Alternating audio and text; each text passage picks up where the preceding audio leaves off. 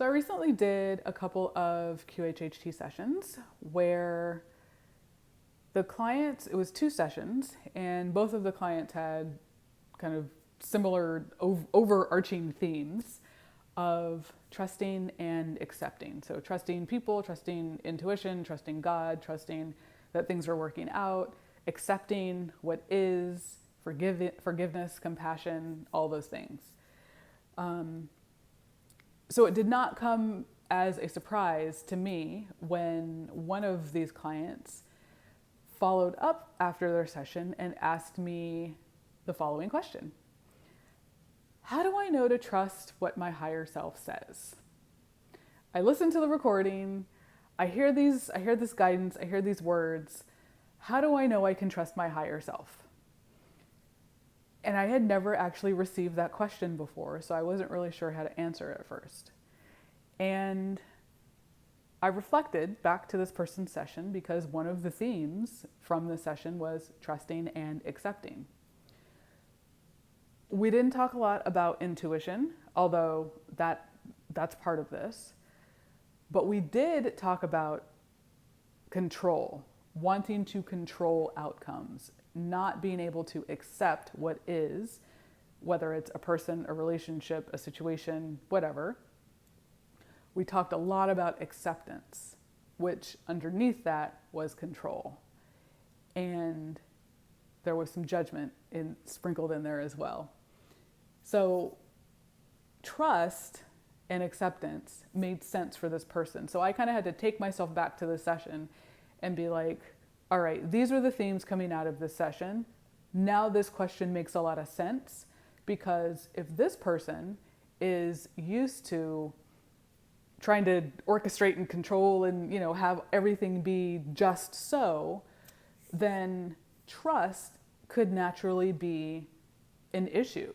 I don't want to say issue, but it could naturally be an issue. So the way that I responded to this question was, our higher self is essentially the most expanded, loving version of us, beyond us, the most expanded, loving version of us that wants the absolute very best for us.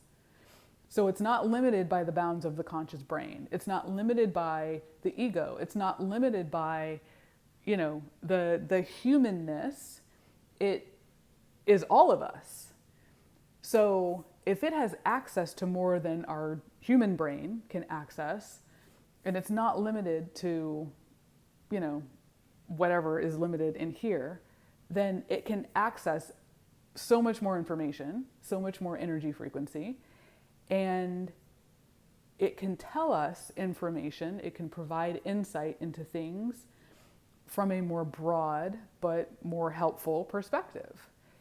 And if it actually wants the best for us, then that's better than any outside or, friend, any external source that we can seek. So my response was, this is coming from the greatest, most loving version and expanded part of you. Trusting this is probably the best thing you can do. However, if you're not used to trusting self, if you're not used to surrendering and, basically like not trying to control everything, then it can be difficult to simply trust this guidance that you're receiving, even though it's in your voice, even though it's coming directly from your higher self, like straight from the horse's mouth. So I knew that the person heard the words. I knew that all of it didn't land because they were still searching for, but how do I trust? And really the trusting is the process. It's part of the process. I take this guidance and I parse it out, and maybe I got 5 pieces of next steps to do. Okay, well, if I do the first next step, then what happens? Does that feel okay? Or did that not feel okay? Do I do something completely different? Do I completely throw out this guidance that I just received and do something completely different that I would normally do? So knowing that the higher self has our best interests at heart, knowing that it is not limited by the bounds of the human experience of the conscious brain, knowing that so much more is accessible to us through this direct connection. For me, that is enough to say, okay, I'm gonna trust this. But I know for people who maybe are just newer on this journey, people who aren't used to trusting self, there's maybe been some experiences that cause you to question yourself. I totally get that. I've been there too. It can be difficult to just blanket trust, even if it's from, higher self or whatever language you want to use.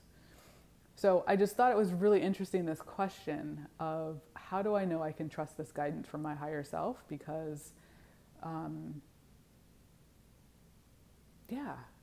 sometimes it can be hard to trust, but we don't know until we take the first step. So I just wanted to share that because I thought it was a really good question. And I don't want to say it caught me off guard, but it kind of did. I had to take a step back for a second.